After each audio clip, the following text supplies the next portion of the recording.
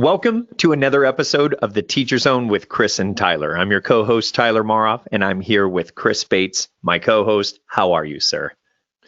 Well, Tyler, we made it.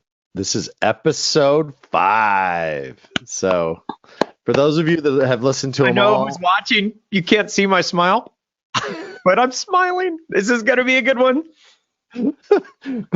this is where we've been sort of building up, and some of you brought it to our attention that some of the earlier items are a part of the journey to keep revisiting. And just to reiterate, we get it. All Right. 5 of these elements are a part of running a business. We like the ascension model simply because we wanted today's episode about culture to resonate as the most important for all of us. This is the point where kids and adults alike are going to remember moments, and we're going to get into that, right, Chris, for the rest of their lives. And it will be those moments that cause them to raise their kids a certain way, look for creative outlets for their kids down the road, cause them to come to your 80th birthday party barbecue because you made that big of an impact. That's this section. So, Yes. Chris, This is the 80th birthday barbecue moment. I love it. That's exactly 90th, right. baby. So, and Drew, I'll be at yours, baby. You're not. Drew Story is one of my favorite guys from when I was younger, and a mentor. And I'll be at his 90th birthday party. He's probably going to make me learn how to do a speed canoe or whatever that is. So let's do it. Well, Chris, what if everybody's getting excited right now, but they haven't heard the other episodes? So how do they get it? Yeah. So everyone right now who just tuned in and have no idea who we are, that's okay. You're about to know. But first, go to teacherzone.com/chaos, download our free ebook, and it's called The 5 Stages as a Business Owner You Must Grow Through. Number 1, are you in chaos or not?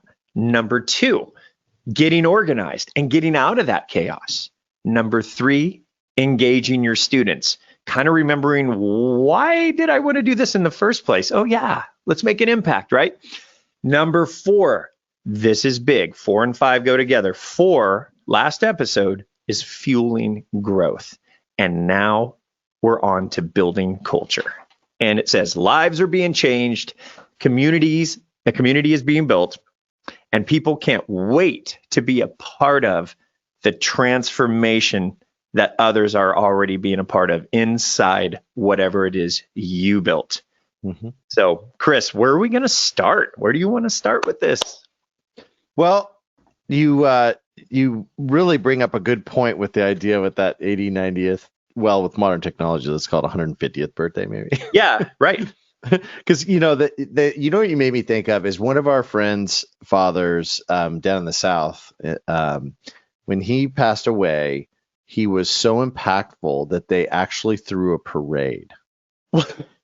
Yeah.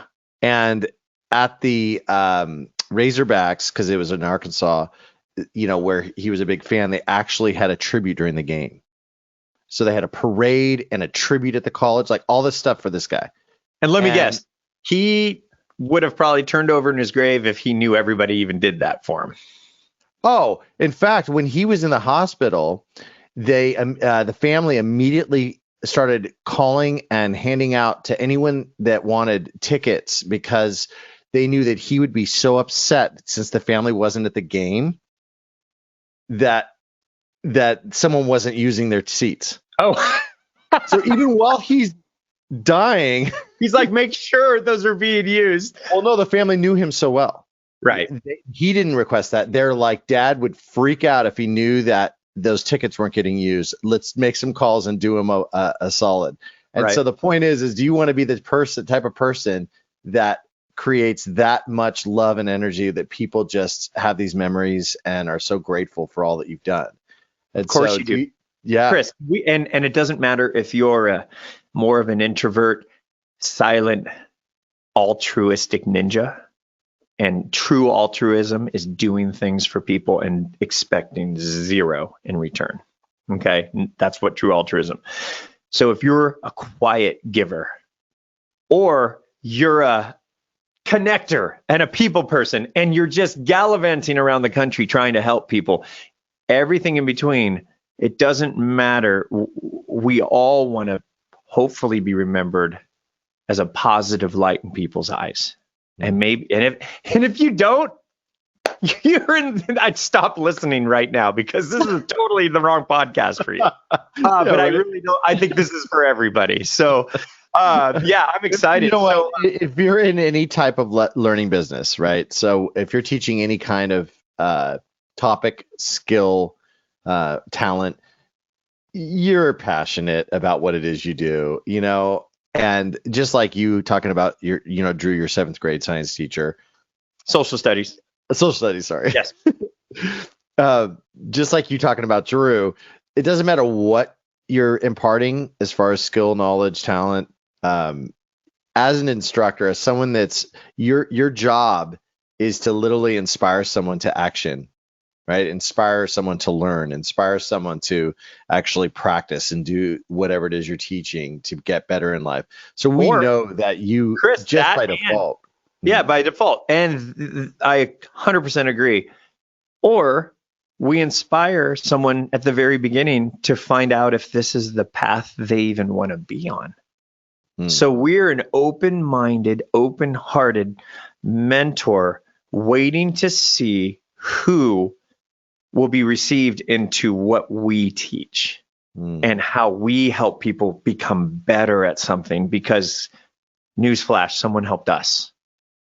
So does everybody come into the funnel? Yeah. Does everybody want it? Sometimes no. So it's also our job to help them discern. Hey man, like at our lesson business, literally, we were just talking about this. The only real rule is that you have to want to be there. And on top of it, that kind of means you just need to care. We care 120%. Please care at least 100%. And that's it. That's it. So why is what you just said is why we put culture at the top of this mountain. Because if you are building a business that doesn't have a transformational element to it, then at some point it feels kind of hollow. People naturally, want to grow, because growth is a natural part of the world that we're in. And so the idea of transforming our community is what service businesses are really all about, because we're serving others to help them live a better life. So, right. And in the learning or lesson business, it's a whole nother thing. So the first thing that you and I were just kind of talking about different company cultures, because it kind of starts inside out, doesn't it? So culture starts in the building, or if you're all virtual, it starts with how you actually train, how you connect, how you talk about. How do we view the heart of our culture?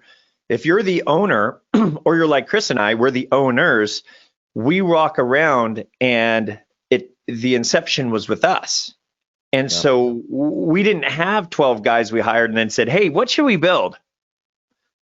No, we had an idea and we had some standards, and a couple things we were certain about. Like, if we did this, it would work. This is not being done. Whether it's extraordinary results instead of linear regular results, or whatever it is, then those standards start to grow. So that's where, when you said inside out earlier, Chris, I went all the way there, like bing, to the light that went burst into the idea and grew. And it gets masked by the other levels, is why we put this at the top, because when you're in chaos, you don't really at that point remember, like you said, that spark that got you really excited. You don't remember that moment that made you want to do what you do. What we're trying to do is reinvigorate the fact that spark is the most important. And if you get the other parts of your business handled, you can impact more lives, and you can actually have more fun and live more in joy, because you're actually doing what you're meant to do. Right. And in theory, that spark, Chris, can be duplicated or emulated by each customer's journey or each student's journey. It doesn't have to be the identical one, but the same thing in theory. Why would that same spark, if we created the culture together and we grew it, and then all of a sudden the first 20 kids were having that amazing of a time, okay, well, where'd that come from? Can we keep doing? Can You we know, make it better? I don't, the candlelight vigil metaphor came to my mind, where you take one candle and then you light someone else's, and they light someone else's, and they light someone else's, right? Right? That's It's a great ritual. metaphor for, Mhm. for what we do. You're imparting that knowledge. And so, a first way to start inside out, if you haven't done it already, is, and for a lot of you in lesson business, you may not have, is a mission, vision, values. So what is mission, vision, values?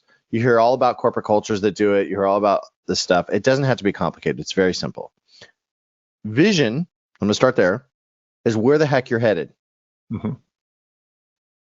So your vision statement can literally be whatever you want. It's where are you trying to take everybody? Mission is what are the strategy and tactics you're using to get to that vision. So a Mhm. mission is here's what we're about because it's going to get us eventually to the vision. So the vision is where you're headed.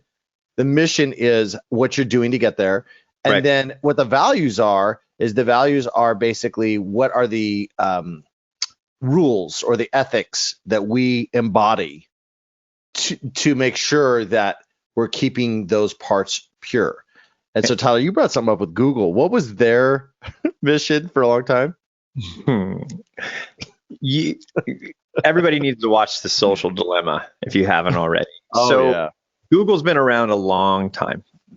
We've all used it, and their big thing was don't be evil. That was was it do no evil or don't be evil? Yeah, don't be evil. Don't be evil. Straight.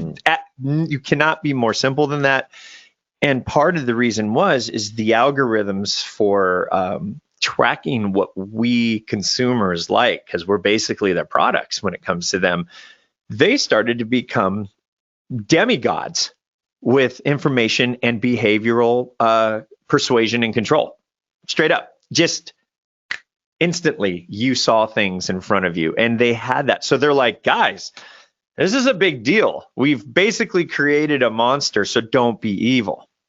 And I always thought that was really, where I heard, and I don't know if it's true, but I heard that they crafted that out of sort of wanting to be an anti-Microsoft. Okay.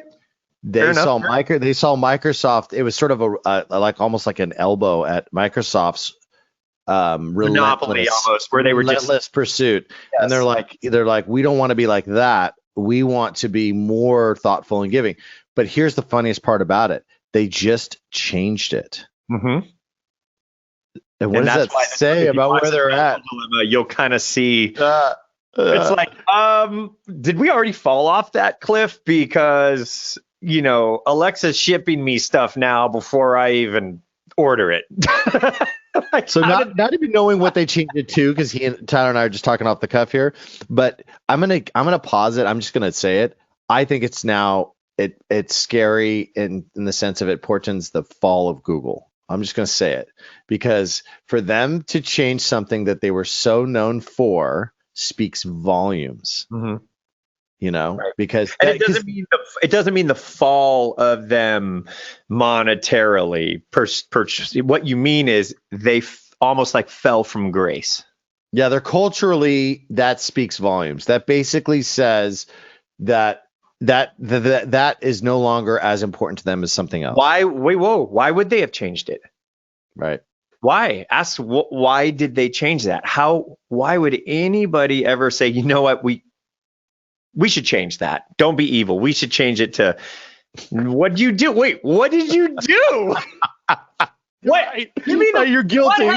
You're guilty as around the bush. What did you do? It's like, why did they? What? Yeah, there's Joe Rogan had the guy. Like, I didn't do anything. With the Pinocchio. Yeah, Joe Rogan, if you want to find that podcast, had the guy from the Social Dilemma on there, and they talk all about it. Oh, I got to listen to that. Yeah, yes. That's great. Great movie. If you haven't seen Social Dilemma, the reason it's great, I'm going to tell you guys right now.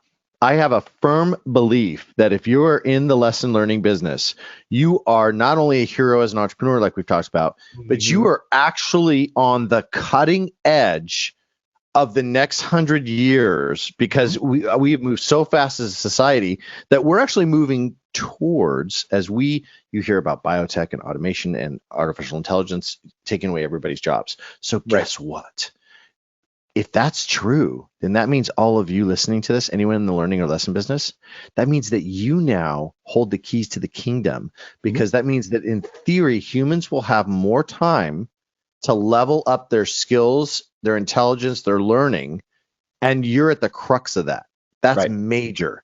And the thing about social dilemma is it talks about distraction and all that. And so what you're providing is medicine for the We distraction. are the antithesis of the social dilemma. Correct.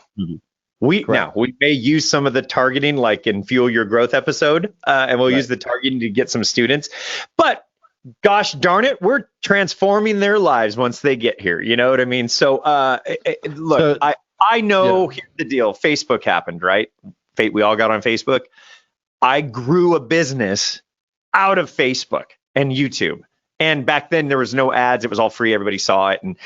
And at the same time, my life was getting better because of it. I have friends from high school getting divorced because of Facebook. So there's an ebb and flow. There's always a yin and a yang. And we are that positive side to this insane algorithm culture shift that's going on in our society right now, because people need people. Well, attention is the commodity that everyone's vying for. And anyone that's listening to this, your business, you're selling, just like we talked about, you're not selling whatever it is you're teaching. You're actually selling engagement. So you're selling it, you're selling attention.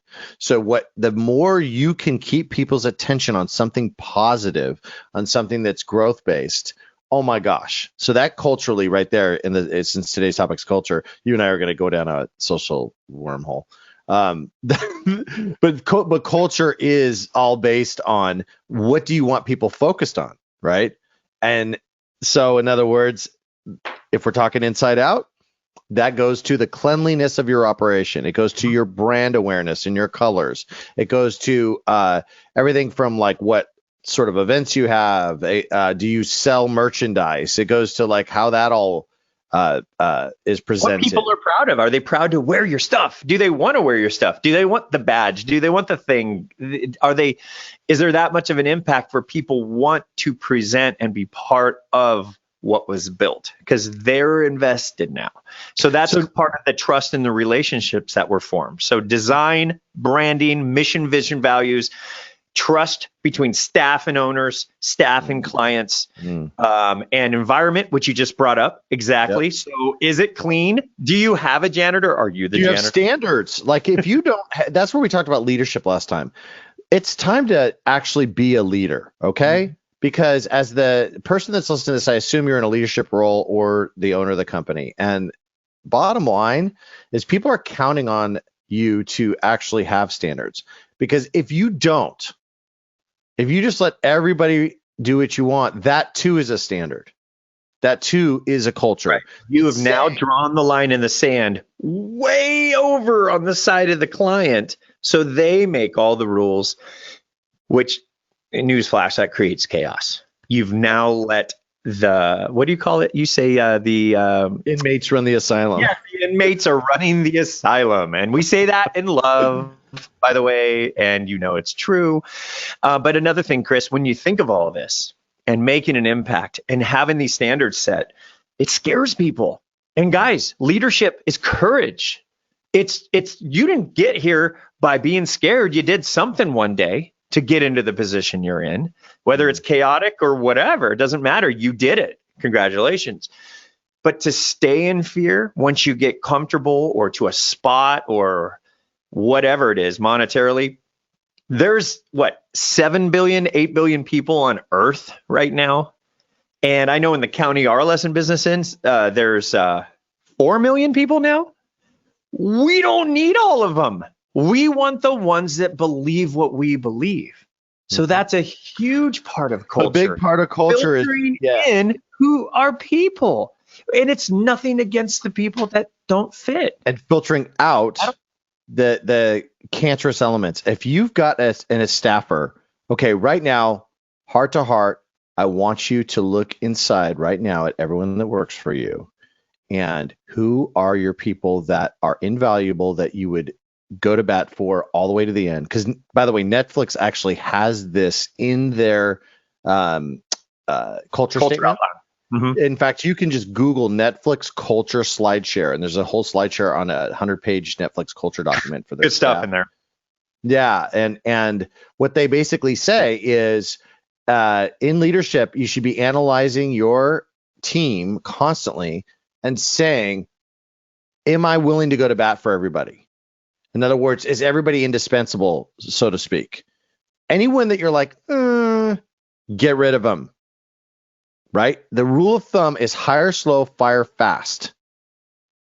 Having someone that is not good for your culture will do way more damage long term than you just trying to be nice because, well, they're my cousin's friend, or, well, we were good friends 10 years ago and I wanted to give them a break. Well, sorry. Stop if they're doing not a disservice to the people that love and care for your leadership, because this is a big deal. We'll rip off the Band-Aid here real quick, and then we'll put some Neosporin on right after this. So, for instance, customers or staff. Shoot, Chris and my partnership, we're working on stuff all the time. We know we are fallible. We know that we have to renew our minds daily.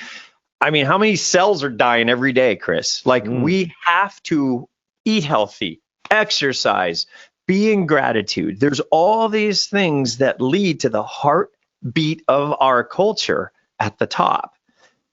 So now we can have some clarity, right, Chris? We can discern, like, I've worked on some stuff. I'm not new to this. P.S. I'm not reacting to everything in my life anymore. So now we can set some standards. Well, you bring up a good point. I'm sorry, but before you talk about standards, I just want people to know that we've messed up a lot. And we've let our staff know that we know, and we've apologized, and we've, like, everything from, like, throwing a fit over. We don't repeat the behavior. We don't repeat the behavior. If we can learn from it, right, Chris, and it never happens again, and we own it, extreme ownership, great book. And Tyler, I mean, not to disagree, but let's face it, you and I have repeated some things where, if we get frustrated about certain things and we didn't have the reaction that we wanted to because we weren't coming from gratitude or we weren't coming from extreme ownership, we had to walk through those moments and we had to work on ourselves. So there might be some interior work that you need to do too, as a leader, to realize, hey, do I have avoidance issues? Or do I have a short fuse? Yeah, confrontation avoidance issues. Do I not or short fuse? Right? Like, do I like?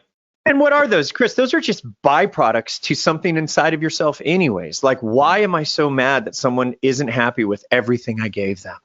Well, find out. Go talk to them. They're a person. They're a staff member that probably cares about their job and the people they're teaching. It's communication. Just like extreme ownership, people are drawn to you with honesty.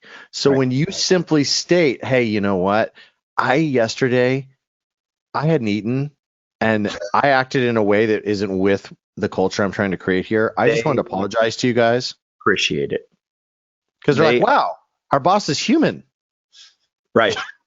And actually admits when they're wrong. Like, that's such a big deal, you guys.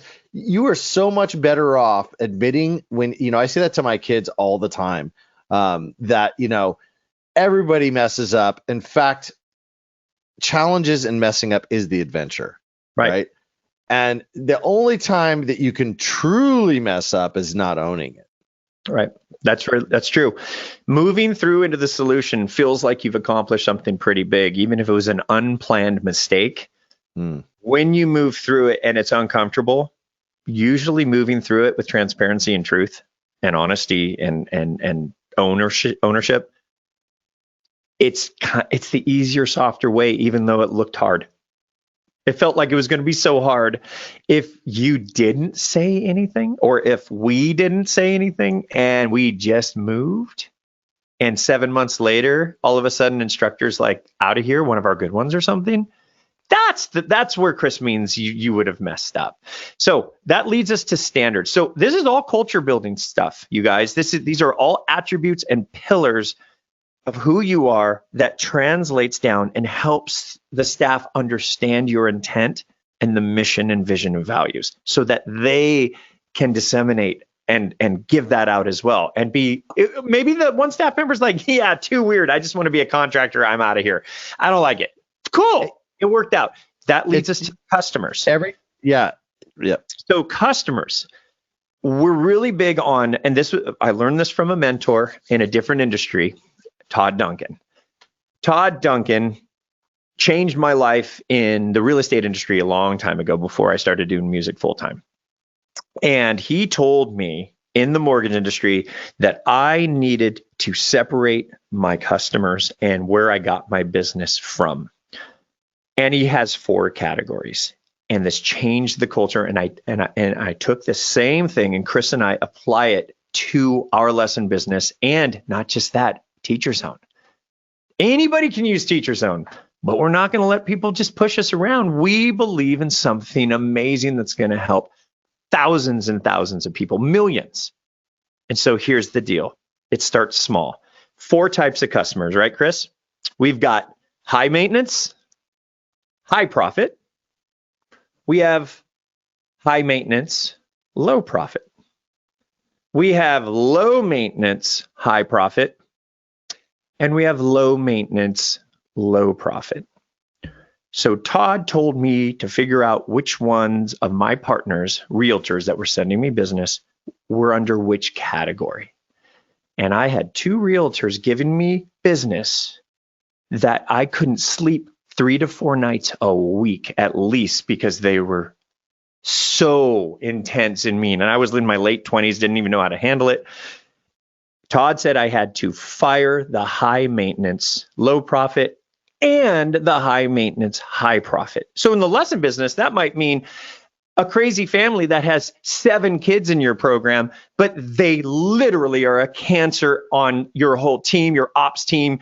You have an ops director crying or something, because these people, these personalities. Are you not helping 30 other families because of those 7? Right, exactly. So here's what happened. I did it. All I had to do, my business went down by over 50% when I got rid of the 2 realtors, Chris.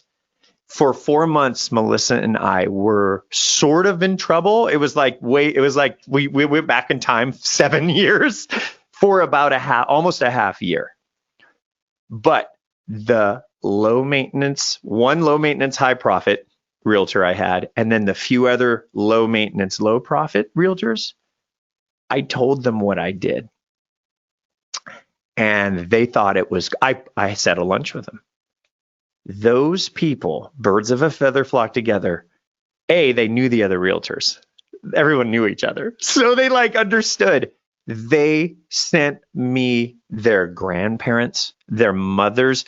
Realtors were sending their immediate families for refinances and purchases to me because I took a step and learned something from a mentor. And then you basically doubled down on the people you wanted to work with. And people were calling and saying, hey, so-and-so said, I have to use you. Mm-hmm. And then Todd Duncan also told me, Tyler, at that point, if your service is that good, you can charge a premium as long as it's fair. And so I also got to slowly charge a little bit more, but stay fair. And it patched up our income, and then it went up 300%. Now, that was the refinance boom too, so we'll take that into consideration. But it launched. We went into the stratosphere. Melissa and I's life changed. Our home life changed. By changing who you choose to work with, yes, changes your trajectory, and that's culturally.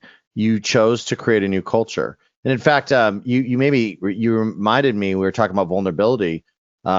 I spoke at an event with Todd years ago, and he had experienced the death of his wife and some really horrible times because of that personal tragedy and with his kids and stuff. And he showed up to this event, and he got on stage without a speech for the first time ever in 40 years. And he just cried. And it was the heaviest, hour of our lives, because all Todd did is he said, I have nothing to say. He goes, I'm just here because I don't want to be here, but I realized that I just went through the worst thing ever. And, and I made me but the reason I bring it up is because that vulnerability is why everyone, and you're still talking about him 15 years later. It's why everyone loves Changed any of my us, life. Drew any of us that Storms, are, Todd yep. Dunkett. I mean, how many do we have, Chris? You mentioned a teacher that saw you sitting in study hall at the very beginning of one of your high school years that kind of knew you, but aren't you Chris Bates? And you're sitting and you could have had another class, but you're like, nah. And he pulled you out of that class. Tell us about that quick. It was Mr. McClure, and I decided to take study hall my junior year, and he walks in and he goes, "Aren't you Chris Bates?" I go, yeah. He goes, "Why are you sitting here?" I go, "Study hall." And he's like, "Yeah, I know. This is a waste of your time." He goes, "Come with me." And he forced me to be in logic and debate. And I to this day, Which was one of the hardest classes because of the teacher at the school, right? And I loved it. And it changed everything. So just know that you guys are changing lives when you're making decisions, when you're impacting. Culture matters. Your vulnerability matters. Your ability to push yourself towards growth matters. To build a great culture takes all these things. It's not Chris, simple. you left out the cool part, though. He put you in this class, and the teacher said, "No, I know him. He's a good student, but he won't put in the work." And he vouched for me. You in there anyways. He said, "No, I'm vouching for dragging you." this guy from study hall for nothing. You're doing this, and it ended up working, and you've never forgotten. And the very last debate of the year, my friend Mike and I debated the teacher and our valedictorian, and we won. No, I didn't know that part. So folks, these are those stories. And by the way, what Chris just mentioned was an oil moment. That part of it, it was all special. There's moment by moment that teacher helped glue things together for Chris getting to that point. And then each day in debate, there was more moments and momentum. But the oil moment, probably that was one of them. Wouldn't you agree? When you So what is an oil moment? So it stands for once in a lifetime. And if you guys haven't read, there's a book out there called The Power of Moments, Chip and Dan Heath. And those guys some of you, there's been Made to Stick. There's been some great books they've written. But that one, what I love about The Power of Moments is it sort of outlines some really great stories about how to create impact. And what they basically say is that we as humans can't remember everything. And we don't. We actually remember the highs and the lows of the most impactful moments, right? So when you think of a wedding, or you think of, a graduation, or when my wife thinks of how everything that I do wrong is the only thing on the list sometimes. That's like, a low. Remember the lows, yeah. This every time. I'm like, we've been married almost 20 years every time. And she's like, shut up. You know what I mean? But like, we go there.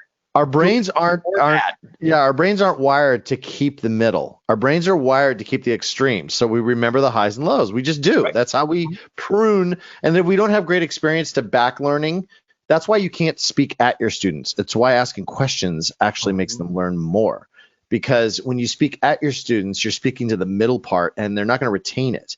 By asking them, you're forcing them to have a higher low. Right. So oil moments. Tyler brings this up for a reason. Real quick, wouldn't it be also just as impactful to a student if you ask the question and you truly listen? Because I know that goes without saying, but I want to bring up the listening part one last time. If Chris, you were my teacher and you asked me what I thought about life and what I want to do in regards to something, and I got to speak about it, I would never forget that you asked that question. Never, ever. Because guess what? Especially when I was younger, that didn't happen that often. It wasn't a big part of my life. I'm going to bring up an oil moment that happened. So I walk up one day to Tyler and I's Performance Academy, and one of our vocal instructors, Morgan, we had this conversation with our teachers that you guys are mentors. You're not teachers. You guys are here. I walk up, and he and this student of his are laying in the grass out front. I'm like, I remember this. And the teachers have their own offices, right? He's got his own apartment in there. It's beautiful. But he's in the grass outside. So later on, I go, hey buddy, what was that? What's going on there? He goes, oh, and we do 60-minute privates. So you got to realize that's a long time that they instead laid in grass for 60 minutes straight, right? Like people would go, oh, I would have people say, oh, that was a disservice. You should have refunded the money or whatever. No. He said, my student was having a really bad day, and all he needed was someone to talk to and someone to listen. Mm-hmm. That was so much more impactful, I guarantee you, than a music lesson that he probably in some way he created an oil moment and changed that student's life forever. Forever. He'll never forget it. Right. Never. It's like, forget the music lesson, people, or forget the karate lesson or whatever it is. If there's a moment that to be had because someone needs you, listening often is the best part of it. And having a culture that embraces that tells people that you care. So if people are being transformed like that, Chris, from sticking moments to moments, smaller moments, based on those standards and filters we put into place to protect our cultures, to cause it to thrive, to cause it to have energy and excitement and passion. Okay, so can we systematize, for lack of a better word right now, with all this organic happiness we're talking about, can we systematize to cause oil moments to happen more often? Yes. So that we can take all the character building, the team building, the rehearsal, the skill building, oh my gosh, I finally got my purple belt in jiu-jitsu. And now what? Yeah, I have great friends, whatever. Why do you want, hey Chris, do you want to go compete? There's a local tournament. Holy crap. I don't know about that. That would be an oil moment, win or lose at a tournament. See what I mean? So a lot of you, a brag alert, at Tyler and I's Performance Academy, we're just now we're going into our 12th year, and we're feeling like we just have started. Okay. Right. It feels like we just figured it out. Maybe. Yeah, because we're just starting to make an impact. We're just starting to actually have real deep oil moments. But I don't know if, for those of you that know us, last year we did a project. Our teachers and students did a project that was nominated for 2 Grammys. And it's a Beach Boys Pet Sounds. You can Google it on YouTube. Yep. Just type in Los Rios Rock School, Beach Boys Pet Sounds, and the full length album's there. And we didn't know that was going to happen. No, we just, so the reason I brought it up is because you talked about systematizing. And so what we've done over the last, umpteen years is that we've slowly tried to get our culture and our systems better and better and better and better. Chris, fun fact. They could go to our YouTube channel. We've never removed a video ever, and just click videos and go to the channel, youtube.com/Los Rios Rock School, click videos. And that's literally the order that however many videos have ever for the last 12 years have been put in. And you can watch, just skip every 20 from way back. And you'll see the systems must have been forming. You'll even recognize kids a year later in a different performance. That's that same kid, and he's better. And holy crap, there's 700 people at that concert compared to what? Remember the first one, Chris? You were at the first one. Yeah. And so in Tyler, our very first concert was in Tyler's backyard with a hay bale stage. Yep, it was awesome, but it was totally different than our House of Blues Disney, right? Totally different than we work with Make-A-Wish and all the other things we do. Bottom line is, I'm not trying to brag. I'm trying to say that the systems we put in place have now enabled those moments to emerge, which now become part of those 22 kids on that Pet Sounds project will never, ever forget. It'll change their life. It's part of their resume now because they can say they worked on that project and got 2 Grammy nods. It's documented. It's there. They're in the credits. It's legit. And it's also something that none of us will ever forget, but it predicates the fact that systems matter, because we created a system, for instance, for our classic album series that created that. So I don't want to just talk about our business to end this, but I wanted to just bring up the point that what you said, can you systematize? Yes, we keep going deeper. Our systems are actually behind the scenes. What you don't see is the amount of communication with our staff. Our staff is communicating with one another constantly. We even have project management software, Smartsheet, that we use to manage our projects privately, where we're pinging each other and they're making notes and all this. So to herd the cats that we do, it looks like magic. But gosh darn it, it's not. We even had to teach the families once, and I set up the what do you call it? Time lapse. So when we do these concerts, it takes 8 people to load our whole stage out into the big truck and then drive. And then there's even time lapse of the whole drive. I time lapsed every second of the process, and it ended up being 6 minutes. It's very telling. It's like they did that much work. 6 hours, and that was not including tear down. And so we've sent it out, and at the very end, it showed. No, it did show, because it showed us bringing it back. It showed Clint, Dr. Haycraft, who helped do all the pet sounds. It showed him sitting in a chair by the door. Remember, he finally just fell by the door, and we put a little note that says, "Please hug your teacher today." And the parents, we got probably out of 200 families, 20 responses that said, "I had no idea." They thought we were pouring Disneyland in a cup, which is part of the trick. We want them to be the heroes.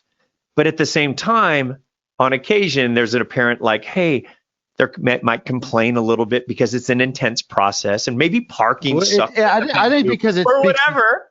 Yeah, and it's so small compared to what we're doing. It's insane. And so people really, and then here's the funny part, Chris, this is where I was going with it. When you start to create that, people talk. They want to be a part of it. And guess what? Guess where you end up after you succeed again? Chaos. And this is what we want to tell you too. Chris, how many times, the 5 stages you must grow through in your entrepreneurial life, which you've been doing it even longer than me, how many times have you gone through all 5 stages total, or even within each business, do you think, on average?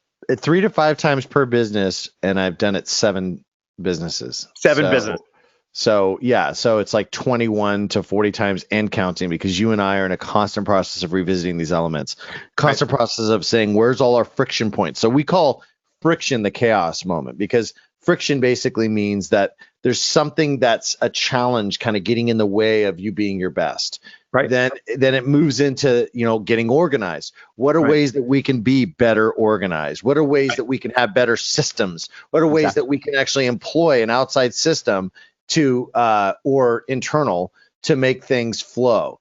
Then we get into engagement. How can we create a deeper impact? How can we engage our staff and students more? How can we have better training? How can we have better ongoing education for everybody? And we never brought up surveys, by the way. Survey monkeys. And I'm sorry to interrupt, but we, in all 5 episodes, apologies, what better way to find out if your music instructor is having a hard time with his rehearsal on Saturday mornings, his one of 4 rehearsals, because there's cables missing or something small, from that small to where was that kid? So those systems, surveying the teachers or your employees is just as important as, or staff meetings. You can do that in staff meetings, or you can do an anonymous survey, and you can get some great feedback from families and teachers. And just word to the wise, keep the survey short if you do make one. You don't need more than 2 to 4 questions probably to really get you some good results. And Chris, don't you believe that we've grown from that alone? You can't grow what you don't measure, and surveys is a part of it, as with lots of different things. But if you don't ask, often it's so funny, because just in the act of asking, you will get sometimes so much more valuable input and feedback than you ever possibly imagined, and so that goes from engagement to fueling your growth, which fueling your growth, as we talked about in the last episode, is not just about sales and marketing.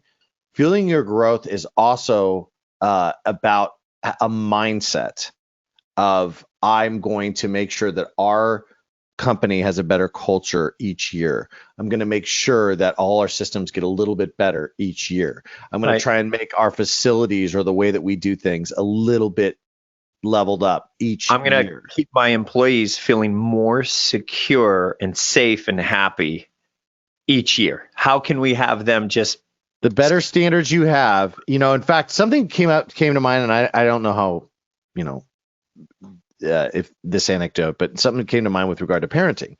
I was thinking, one of our friends doesn't believe we have this Life 360. And by the way, as parents, if you've got teenagers, it's the most amazing thing. It tracks everybody in the family, where they are, if they're speeding in the car, all that. It's very cool. I'm not there yet. Yeah, so, dude, exactly. So one of my friends that has kids, teenagers like me, totally against it. Thinks that's way too much oversight, and not that he's wrong, because certainly there's that debate. Absolutely, I don't disagree. However, when I look at both of our kids, my kids know that we might look at it, and they, instead of like worrying about that, they connect and are constantly checking in with us, like constantly. I happen to know what my friend's son is up to, and he's up to no good a lot.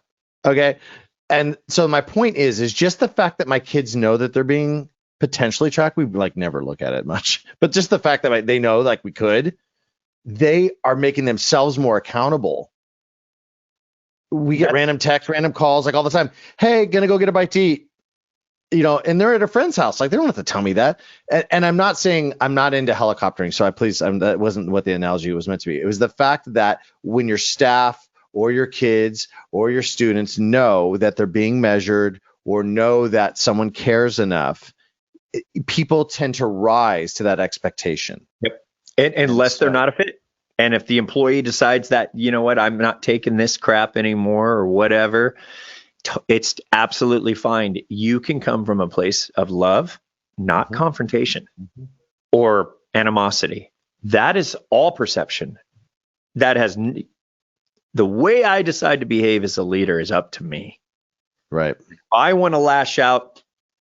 Well, hopefully I apologize later, because that probably wasn't very beneficial. And unless someone's harming me or my family, I don't need to ever do that. It's never. It's like cussing every other word when you're talking to someone.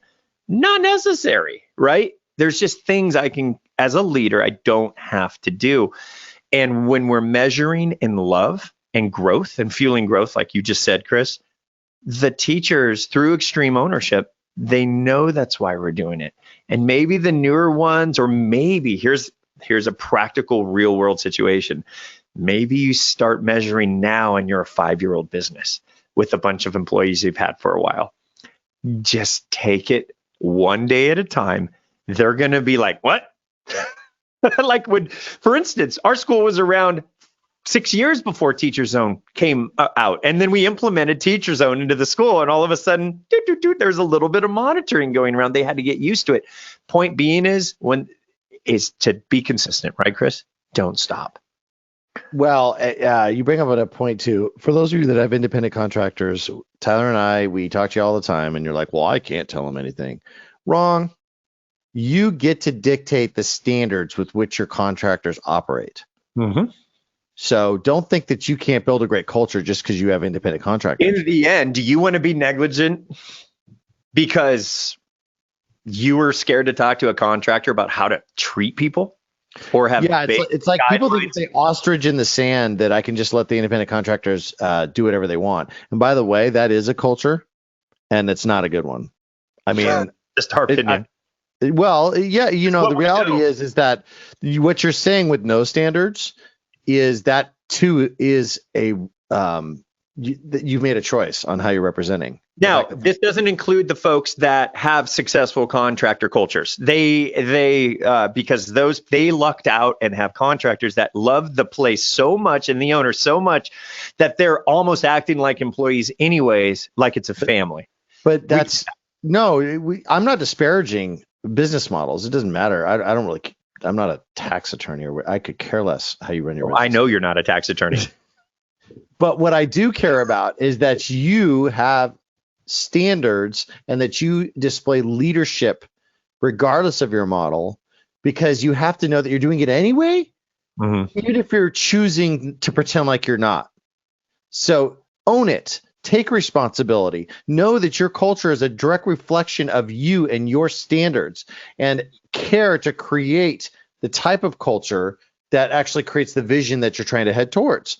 So right. I think towards the end here, we should, with the oil moments, ask yourselves, what are the oil moments week to week? So make a list of all the things throughout a year that you do, or that your instructors or that your organization does, to sort of create an impact, to create more of a community, to create a deeper connection, because those are the things that culture embodies. It embodies community. It creates people that come to your, we started with the 90th barbecue, people that come to your 90th barbecue. SummerSlam, Chris. We've talked to schools and lesson businesses around the world, and some of the things we bring up, I think a lot of people are doing, and half of them have never even thought of it.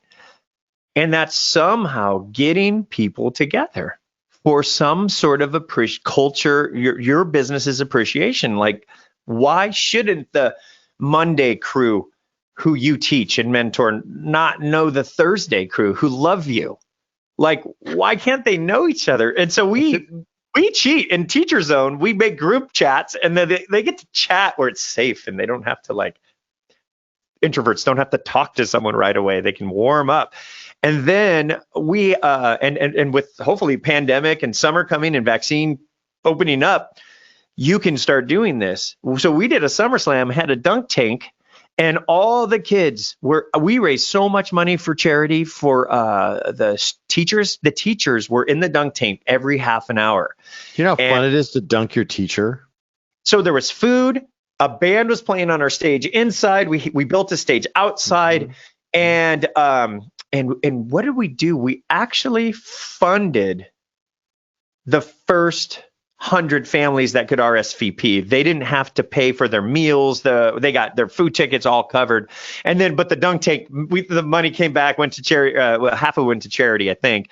And so anyways, point being is those kids were not even doing most of what they do at our school during that 2-hour period. Creating an oil moment is about, some of you, shout out to Danny Thompson. I know he promoted a lot of that, for instance, even just having popcorn when people arrive, and some of you have coffee shops actually in your facility. And there's all sorts of ways that you create a culture and you create impact.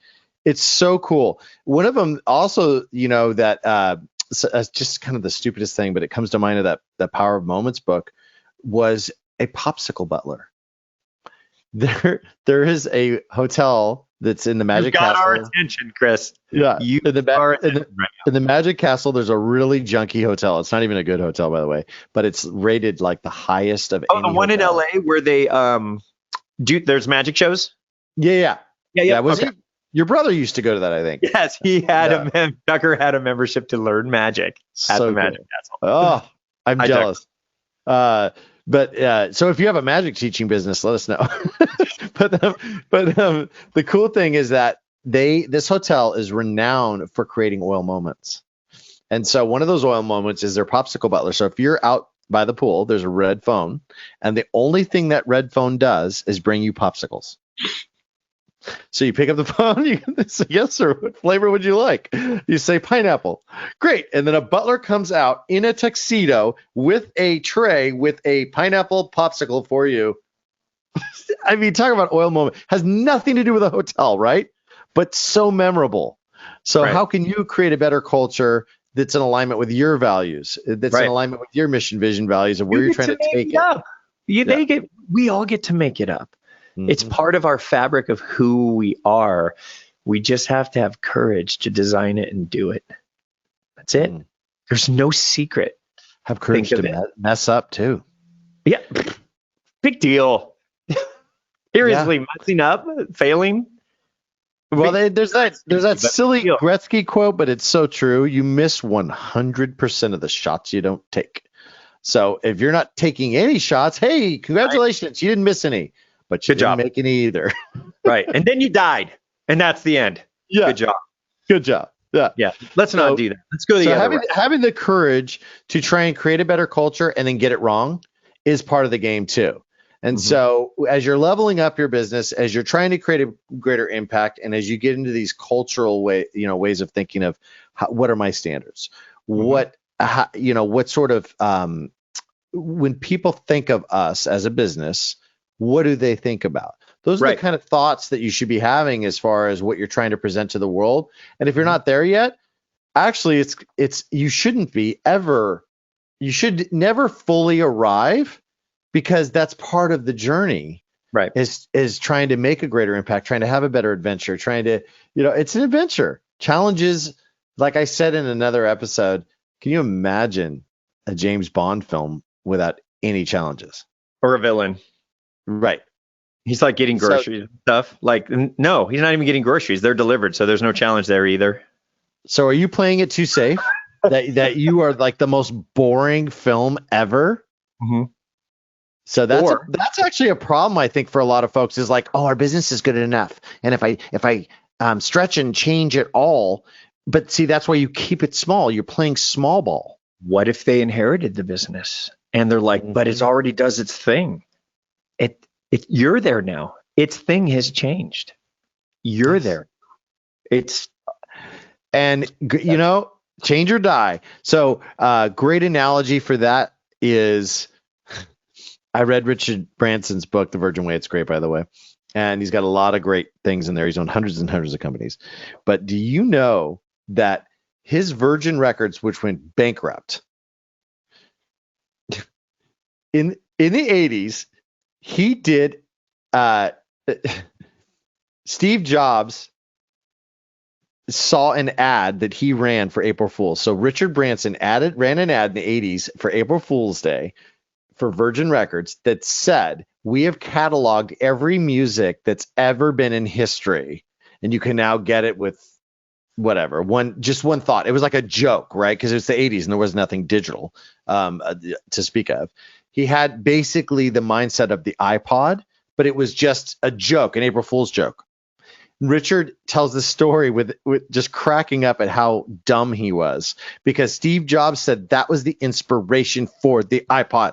He said he remembered it, and it eventually put Virgin out of business. So Richard was cracking up going, 25 years earlier, I'm the one that had the April Fool's joke. I had the idea, right, but didn't have the courage to keep changing my culture and my business to match. Well, the CD listening bars had to come first, Chris, before the death, before the total death. Remember the CD listening bars? Totally. I miss that. I mean, I do. They have to sanitize so much now. Oh, but the experiential side is coming back. And so for a lot of you that actually have storefronts, the experiential side's everything. And so creating great experiences, but it should be a message to all of us that even the greatest fall when they don't continually think about how they can better their culture, better their business, sometimes throwing away your entire model. Like, I talked to some of you and your business just sucks. Like, I'm sorry, but you're a charity for some of you. If you're low profit. We had to do it in the beginning of the TeacherZone. We coded a whole scheduling system and realized we did it wrong. Thousands and thousands and thousands of dollars we scrapped and recoded. Like, we had to learn from that. Like, it's gonna happen. Being willing to pivot is an important part of building a great culture, because if people know that you actually have people are expecting your leadership to have their needs in mind. And if they know that you're constantly trying to better that and that you're willing to change directions if it means something better, trust goes even deeper. They'll follow you through the fire. Yeah. They will, if something adverse happens to your company, they will come out of the woodwork to help you. You will get private messages or a text or a call from, let's say, I don't know, some global attorney or something that his kid goes to your school, and all of a sudden they walk through the fire with you and everything's fine or something like that. And so I'm telling you guys, this is real. If your business feels average or adequate, it doesn't have to stay there. You move the needle. It's up to you. We want everybody to at least aspire towards your dog. Never-ending growth. 100% for the record. Which one was that? Because I'm giving him a treat. That's Zoe. Zoe? Oh, that's my girl. See, thank you, Zoe. She was like, amen. I think she thinks it's time to go out and play. It is time. We've got to wrap this up. Hey, you guys, we just went through the 5 stages of what you have to grow through as a business owner. Get the ebook if you haven't already, teacherzone.com/chaos. Also, if you want to know who we are as well in regards to creating these systems that help people get out of chaos and whatnot, schedule a demo. the most exciting demo you'll ever have with our team. And just go to teacherzone.com, click the demo button. It will be a live demo that you schedule.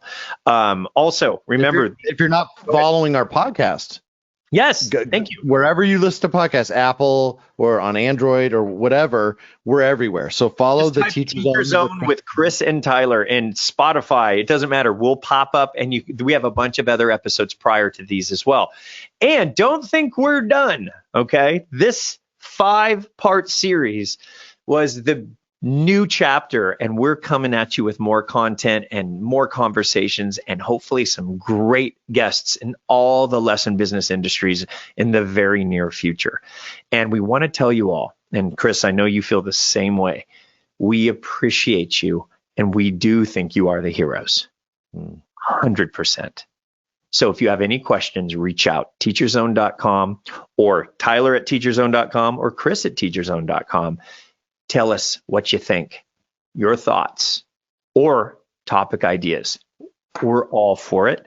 And Chris, do you want to say any last words before we finish this wonderful 5-part series? No, I think you just said it. Okay. Yeah. We love you guys. And Chris, thank you so much. You are the nugget master. Every time I learn something new just talking with you, and I love you as my partner. Likewise. So, guys, Chris, you and we are on a mission to make things better and more impactful. We want to affect millions of students around the world with our software and with conversations, with locking arms with people that are experiencing the same stuff. We do not have to be alone. So tell your friends about us, send this podcast to whoever you can, send the ebook to whoever you can, have them email us and say hi. We want to know who you are. So thank you for tuning in to the Teacher Zone with Chris and Tyler, and we'll see you on the flip side. Sayonara.